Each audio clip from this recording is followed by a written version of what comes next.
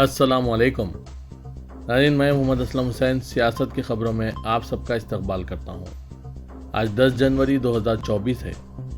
Islamic तारीख के हिसाब से आज 27 जमादिय सानी 1445 हिजरी है। पेश है आज की कुछ अहम खबरें।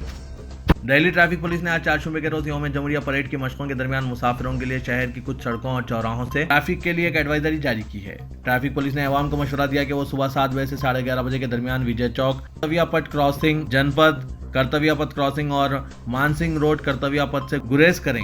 नई दिल्ली में आज चारशंबे की सुबह कर्तव्य पथ पर परेड की रिहर्सल शुरू हो चुकी है और अभी भी जारी है, जिसकी वजह से यहाँ से गुजरने वाली ट्रैफिक को ट्रैफिक एडवाइजरी के जरिए मुतला किया गया है। इस खबरनामे को MS एजुकेशन की जानिब से स्पॉन्सर किया जा रहा है। MS Education Academy is more than a school. It's a mission to empower humanity through education.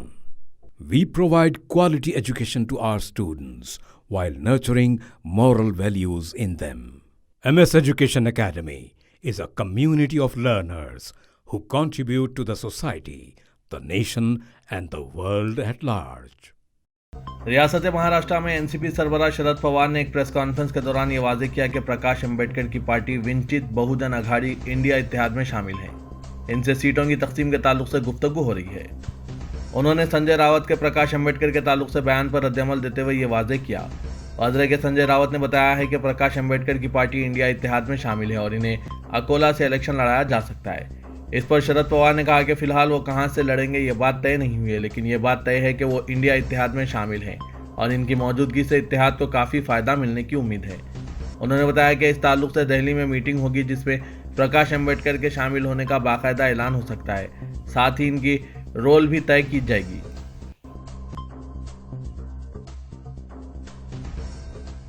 रियासत उत्तर प्रदेश के फैजाबाद और इलाहाबाद जैसे मुस्लिम नामों वाले अजला के नामों की तब्दीली के बाद अब गाजियाबाद का नाम भी जल्द ही तब्दील किया जा सकता है। गाजियाबाद म्यूनसिपल कॉरपोरेशन की बोर्ड मीटिंग में नाम बदलने की तजवीज़ को मंजूर किया जा चुका है। मंजूरी के बाद यह तजवीज़ रियासती हुकूमत को भेजी जाएगी, जहां से नामों पर फैसला किया जाएगा। गाजियाबाद की मेयर सुनीता दयाल ने बताया कि गाजियाबाद ज़िले का नाम तब्दील करने की तजवीज़ बोर्ड मीटिंग में रखी गई है, जो हुकूमत को भेजी जाएगी। हुकूमत ज़िले को किस नाम से मौसूम करेगी, इसका फैसला वहीं से होगा। ज़राए के मुताबिक 100 में से 95 काउंसलर्स ने नाम बदलने की तजवीज़ पर इत्तेफाक किया। गुजरात फसादात के दौरान निशाना बनाई गई बिल्किस बानो के मुजरिमीन की मुआफ़ी और रिहाई के फैसले को सुप्रीम कोर्ट के जरिए कालादम किए जाने के बाद कांग्रेस ने मरकजी हुकूमत को सख्त तनकीद का निशाना बनाते हुए इस मामले में मरकजी वजारत दाखिला को जवाबदा बनाने का मुतालबा किया। कांग्रेस ने इस इंतहाई अहम मामले में सुप्रीम कोर्ट के जरिए गुजरात की बीजेपी हुकूमत की सख्त सरजनिश और इस पर बहस व मुबाहसा न कराने के लिए न्यूज़ चैनलों की खामोशी को भी तनकीद का निशाना बनाया। वाज़रे के गुज़िश्ता रोज़ कांग्रेस ने बिल्किस बानो मामले में सुप्रीम कोर्ट का फैसला आने के बाद मरकज़ की बीजेपी हुकूमत पर हमला बोला था। कांग्रेस सदर मल्लिकार्जुन खड़गे, राहुल गांधी, प्रियंका गांधी समेत कई कांग्रेस लीडरों ने इस फैसले का खैर मकदम करते हुए वज़ीर-ए-आज़म नरेंद्र मोदी और बीजेपी को आईना दिखाया था।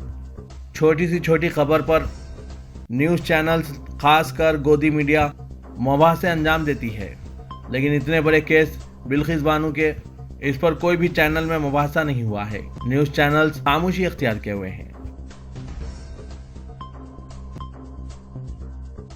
मगरबी बंगाल की वज़ीर-ए-आला ममता बनर्जी ने बीजेपी पर राम मंदिर के इफ्तिताह के नाम पर सियासी खेल खेलने का इल्ज़ाम आयद किया है। उन्होंने कहा कि बीजेपी राम मंदिर इफ्तिताह तकरीब के जरिए नौटंकी शुरू कर दी है। तृणमूल कांग्रेस की सरबराह ममता बनर्जी ने जनूबी 24 परगना जिले के जयनगर में एक अवामी जलसे से खिताब करते हुए इल्ज़ाम आयद किया कि बीजेपी लोकसभा इंतखाबात से कबल अयोध्या में राम मंदिर में प्राण प्रतिष्ठा का नौटंकी शो कर रही है। उन्होंने ये भी कहा कि बीजेपी राम मंदिर का इफ्तिताह अदालत की हिदायत पर कर रही है, लेकिन लोकसभा इंतखाबात से पहले वो नौटंकी शो के तौर पर ऐसा कर रही है। तृणमूल कांग्रेस की सरबराह ने कहा कि मुझसे राम मंदिर के बारे में पूछा गया था। मैं इस त्यौहार पर यकीन रखती हूँ जो सबको साथ लेकर चलता है। उन्होंने कहा कि आपको करना है करिए, आप इंतखाबात से पहले नौटंकी कर रहे हैं। कौमी अहलियत कम दाखिला test post graduate NEET PG 2024 के इम्तिहान में 2 माह की ताखीर हो गई है। National board of examination in medical sciences ने प्रोग्राम को जारी करते हुए ये इत्तला दी। नीट PG 2024 का इम्तिहान पहले 3 मार्च 2024 को मुनक्किद होने के लिए आर्जी तौर पर मुतला किया गया था। अब शेड्यूल को दोबारा तरतीब दिया गया है। नीट PG 2024 अब 7 जुलाई 2024 को मुनक्किद किया जाएगा। प्रोग्राम में बताया गया है कि नीट PG में हाजिर होने की अहलियत की कट ऑफ तारीख 15 अगस्त 2024 होगी। अलीगढ़ मुस्लिम यूनिवर्सिटी के अक़लियती किरदार पर सुप्रीम कोर्ट की 7 रुकनी आईनी बेंच में आज समाअत शुरू हुई और इसका आगाज ही जोरदार दलाइल और मुबाहसे के साथ शुरू हुआ। Chief justice D Y. Chandrachud, justice Sanjiv Khanna, justice Suryakant, justice J P. Pardiwala, justice Dipankar Datta, justice Manoj Mishra और जस्टिस सुतेश चंद्र शर्मा की आईनी बेंच ने अपने इब्तदाई मुशाहिदे में कहा कि किसी तालीमी इदारे को अक़लियती दर्जा हासिल करने से महज इस बुनियाद पर नहीं रोका जा सकता कि इसका इंतज़ाम एक कानून के जरिए होता है। वाज़ेह कि अलीगढ़ मुस्लिम यूनिवर्सिटी के अक़लियती किरदार का मामला जस्टिस रंजन गोगोई ने 2019 में 7 रुकनी आईनी बेंच के सुपुर्द किया था। दरअसल 1968 में सुप्रीम कोर्ट ने अपने एक फैसले में अलीगढ़ मुस्लिम यूनिवर्सिटी को एक मरकज़ी यूनिवर्सिटी करार देते हुए अपने फैसले में कहा था कि आइन के आर्टिकल 29 और 30 के तहत किसी मरकज़ी यूनिवर्सिटी को अक़लियती दर्जा नहीं दिया जा सकता। इसके बाद पार्लियामेंट के जरिए AMU एक्ट में तरमीम करके इसका अक़लियती दर्जा बहाल किया गया था। इसको एक बार फिर इलाहाबाद हाई कोर्ट में चैलेंज किया गया, जिसने इस तरमीम को गैर आइनी करार दिया है। इसके नतीजे में ही अलीगढ़ मुस्लिम यूनिवर्सिटी ने सुप्रीम कोर्ट में अपील दायर की। अलीगढ़ मुस्लिम यूनिवर्सिटी की तरफ से पेश होते हुए सीनियर वकील राजीव धवन ने जोरदार दलाइल पेश करते हुए यूनिवर्सिटी को पूरी तरह से अक़लियती किरदार हासिल है। AMU एक्ट का मकसद मुसलमानों की तालीम तक रसाई थी। एक्ट के शेड्यूल 8 में उर्दू ज़बान के तहफ़्फ़ुज़ पर ज़रूरी है, ताहम दीगर ज़बानें भी इसमें शामिल है। उन्होंने कहा कि इसके किरदार पर कोई शक नहीं। ये नहीं कहा जा सकता कि इस इदारे को चलाने के लिए आइनी हक़ को इस वक्त तक तस्लीम नहीं किया जा सकता जब तक कि इसके किरदार को तर्क न कर दिया जाए। उन्होंने इस बात पर भी जोर दिया कि तमाम मज़ाहिब के तलबा इसमें दाखिला ले सकते हैं। रियासत को कोई हक़ नहीं है कि वो अक़लियती तालीमी इदारों को अपने किरदार को तर्क करने पर मजबूर करें। राजीव गांधी अगर विश्व हिंदू परिषद को राम मंदिर में शिलान्यास करने का मौका नहीं देते तो बीजेपी के ख्याल में भी राम मंदिर नहीं आता था।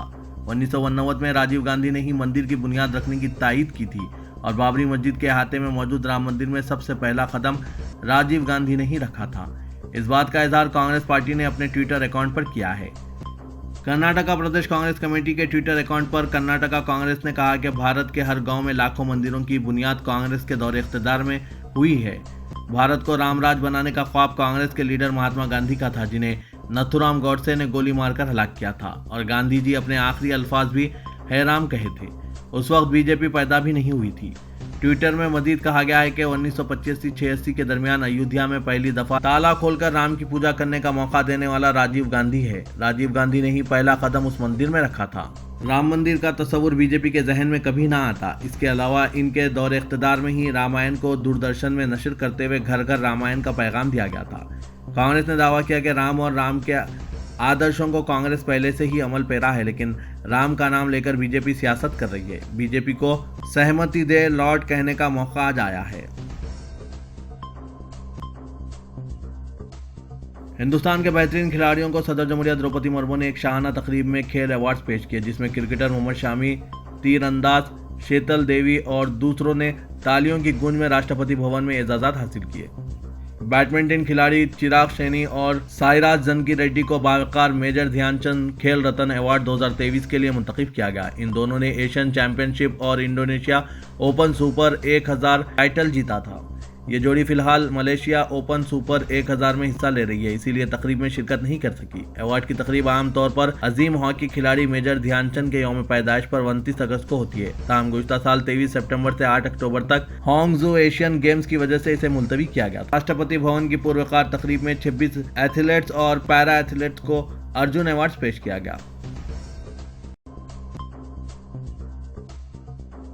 तेलंगाना में रेवंत रेड्डी ज़ेर क़यादत कांग्रेस हुकूमत की तश्कील को 1 माह मुकम्मिल हो गया और हाईकमान ने अपनी बरतरी साबित करने की कोशिशों का आगाज कर दिया है। काबीना की तोसी, MLC व राज्यसभा की नशिस्तें और नामजद ओहदों पर तकर्रुरात के मसले पर हाईकमान ने चीफ मिनिस्टर रेवंत रेड्डी पर वाज़ेह कर दिया है कि किसी भी सियासी मामले में क़तई फैसला हाईकमान का रहेगा।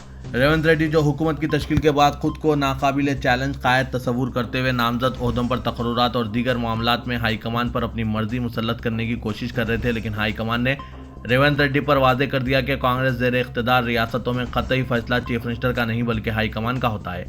रेवंत रेड्डी को कांग्रेस पार्टी के उमूर के बारे में कम तजुर्बा है, लिहाजा वो हाईकमान के रवैये से उलझन का शिकार है। वासूख ज़राए के मुताबिक कांग्रेस आला कमान ने काबीना की तोसी और MLC व राज्यसभा की नशिस्तों के बारे में चीफ मिनिस्टर को फौरी तौर पर मुशावरत के लिए मदऊ करने से गुरेज किया और पैगाम दिया गया कि इस सिलसिले में मुनासिब वक्त पर मुशावरत की जाएगी।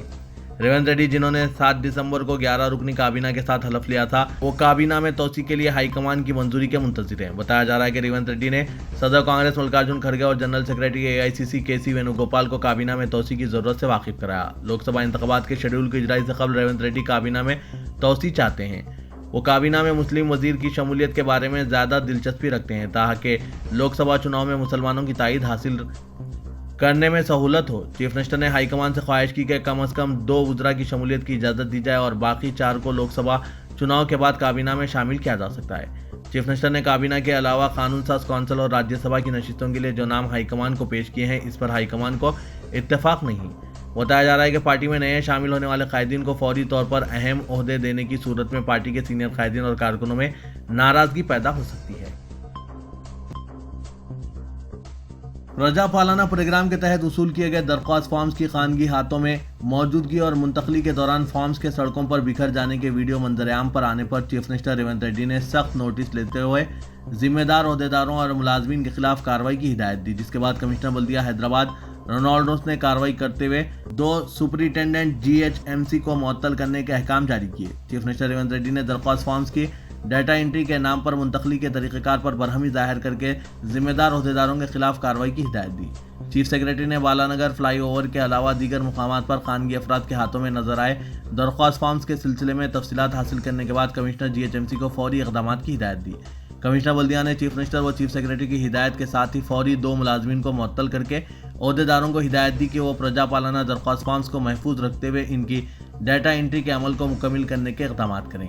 वज़ीर आला ने चीफ सेक्रेटरी शांति कुमारी से प्रजा पालना फॉर्म्स की डाटा एंट्री के मुतालिक तमाम तफसीलात हुकूमत को पेश करने की हिदायत दी और कहा कि चीफ सेक्रेटरी खुद रियासत भर में इन दरख्वास्त फॉर्म्स की डाटा एंट्री के अमल की निगरानी करें। साबिक चीफ मिनिस्टर के अरकान खानदान को पिछले दरवाजे से मुलाजमत फराहम की गई। दफ्तर को हाजिरी के बगैर और कोई काम ना करने के बावजूद 6.5 साल में 54 लाख रुपए तक तनख्वाह फराहम की गई। बीआरएस के इख्तिदार से महरूम होते ही आहिस्ता आहिस्ता कई बेकायदगियां मंजर आम पर आ रही हैं। रियासत में लाखों बेरोजगार नौजवान हैं जो मुलाजमतों के लिए अजला से घर छोड़कर शहर में हॉस्टल्स और किराए के घरों में रहकर स्टडी सर्कल्स में भारी फीस अदा करके मुलाजमतों के तहरीरी व ज़बानी इम्तहानात में शिरकत की कोचिंग हासिल कर रहे हैं। बावजूद इसके कई नौजवानों को मुलाजमत हासिल नहीं हो पा रही है, लेकिन साबिक चीफ मिनिस्टर के रिश्तेदार एक खातून को किसी इम्तिहान के बगैर जैनको में मुलाजमत फराहम कर दी गई। 29 जुलाई 2017 के दौरान इन्हें जैनको में असिस्टेंट इंजीनियर इलेक्ट्रिकल की मुलाजमत फराहम की गई। 6.5 साल तक इन्हें वजीर बरकी की पेशी में डिप्यूटेशन पर मुतयन किया गया। 6.5 साल तक इस खातून ने एक मरतबा भी ड्यूटी के लिए हाजिरी नहीं दी। ताहम वजीर बरकी की पेशी से ड्यूटी पर हाजिरी का सर्टिफिकेट जारी किया गया, जिसकी बुनियाद पर जैनको ने इन्हें तनख्वाह जारी की। हुकूमत की तब्दीली के बाद इस खातून मुलाजमा को ड्यूटी से फारिग करने का फैसला किया गया। इस तरह पिछले दरवाजे से मुलाजमत फराहम करके ड्यूटी पर हाजिर न होने के बावजूद 54 लाख रुपए तक तनख्वाह अदा करने का वाक़या मंजरेआम पर आया है। कारगुजार सदर भारत राष्ट्र समिति और साबिक वजीर केटी रामाराव ने आज इल्जाम आयद किया है कि रियासत की कांग्रेस हुकूमत पहले ही अवामी एतमाद से महरूम हो गई है, क्योंकि इख्तिदार के हुसूल के 1 माह बाद ही वो अपने वादों पर कायम नहीं रह सकी। उन्होंने कहा कि कांग्रेस हुकूमत मुख्तलिफ तबकात बशमुल SC, ST और BC से किए गए वादों पर अमलावरी में संजीदा नहीं है। उन्होंने इयादा किया कि BRS न सिर्फ तेलंगाना अवाम के लिए लड़ाई लड़ेगी बल्कि कांग्रेस हुकूमत को वादों पर अमलावरी के लिए मजबूर भी करेगी। उन्होंने BRS के कारकुनों पर जोर दिया कि वो तमाम सतहों पर कांग्रेस की नाकामियों को बेनकाब करने के लिए तैयार रहें।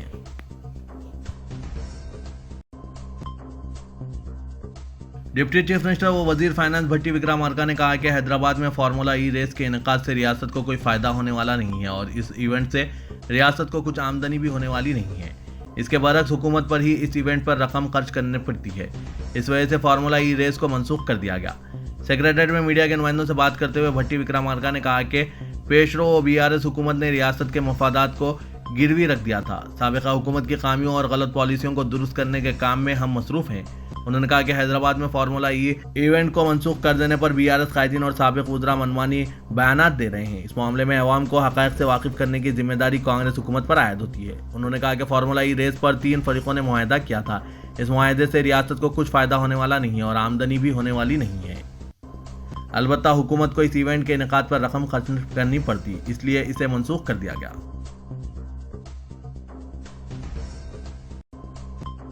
संक्रांति त्यौहार के पेश नज़र कमिश्नर पुलिस हैदराबाद के श्रीनिवास रेड्डी ने सड़कों और इबादतगाहों के करीब पतंगें उड़ाने पर इम्तना आयद करते हुए अहकाम जारी किए। यह अहकाम 14 जनवरी सुबह 6 बजे से 16 जनवरी सुबह 6 बजे तक नाफिजुल अमल रहेंगे।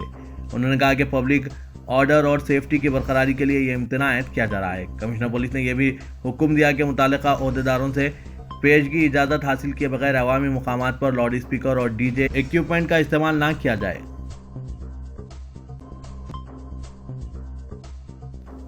रुकन पार्लियामेंट हैदराबाद असदुद्दीन अवैसी ने कहा कि मेरे लिए वाहिद परचम वो है जो तमाम हिंदुस्तानियों के इत्तेहाद की अलामत है, जो तिरंगा है।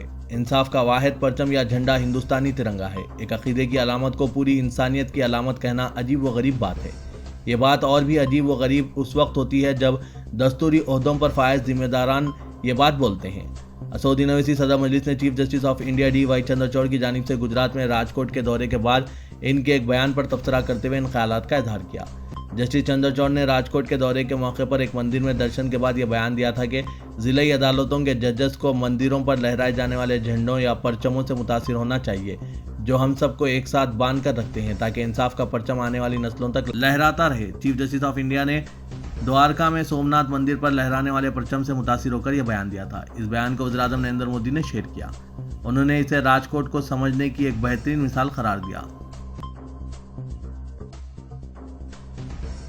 तेलंगाना हुकूमत की जानिब से पेंडिंग चालानात की अदायगी पर भारी रियायत का आज आखिरी दिन है। मोटरसाइकिलों और दीगर गाड़ियों पर ज़ेर-ए-इल्तवा चालानात की अदायगी पर हुकूमत की जानिब से भारी डिस्काउंट दिया गया।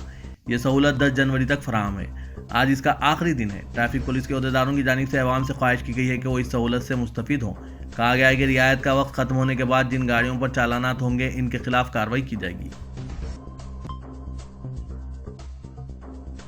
वज़ीर-ए-आला तेलंगाना रेवंत रेड्डी ने कांग्रेस कारकुनों पर जोर दिया कि वो हैदराबाद व सिकंदराबाद पार्लिमानी हलकों पर कांग्रेस पार्टी परचम लहराने के लिए आइंदा पार्लियामेंट इंतखाबात में सख्त मेहनत करें। चीफ मिनिस्टर रेवंत रेड्डी ने Marri Chenna Reddy human resource development institute Jubilee Hills में हैदराबाद व सिकंदराबाद के असेंबली हलकों से मुकाबला करने वाले कांग्रेस उम्मीदवारों के इजलास से खिताब कर रहे थे। इस इजलास में मोहम्मद अजहरुद्दीन जुबली हिल्स, फेरोज खान नामपल्ली, अंजन कुमार यादव मुशीराबाद, उस्मान अल हाजरी कारवान, रोहन रेड्डी अंबरपेट, मोहम्मद मुजीब शरीफ चारमीनार, पी राजेश कुमार बहादुरपुरे के अलावा वजीर ट्रांसपोर्ट व इंचार्ज हैदराबाद पूनम प्रभाकर व दीगर हलकों के उम्मीदवारों ने शिरकत की, जिन्हें गुज़िश्ता असेंबली इंतखाबात में नाकामी का सामना करना पड़ा। सिलसिले खिताब जारी रखते हुए वज़ीर-ए-आला ने पार्टी कारकुनों को हिदायत दी कि वो बूथ की सतह से कांग्रेस पार्टी को मुस्तहकम बनाने पर तवज्जो मरकूज़ करें।